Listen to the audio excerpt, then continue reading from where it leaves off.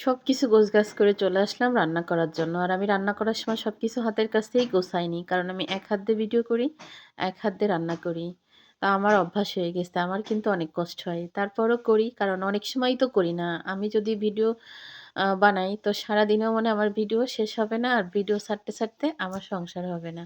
কারণ আমি অনেক কিছুই কিন্তু ভিডিও করি না। অনেক রান্না বলেন, অনেক কেনাকাটা বলেন বা অনেক জায়গায় যাওয়া বলেন, এগুলা কোনো কিছু করি না। যদি একটু সুযোগ সময় পাই তাহলে হয়তো একটু রান্নার ভিডিও করি।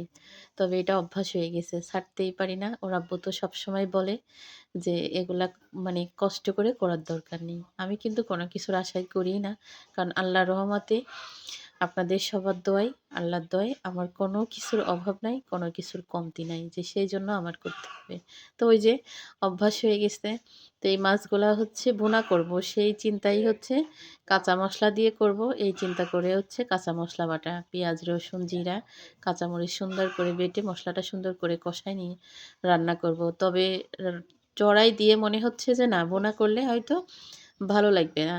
তো ১ম এ দিছিলাম ৪ পিস, পরে আরেক পিস মাথা দিলাম। এরপরে আরো ৩ পিস মাথা দিয়ে, ১ টা আলু দিয়ে, ১ টা বেগুন দিয়ে রান্না করলাম।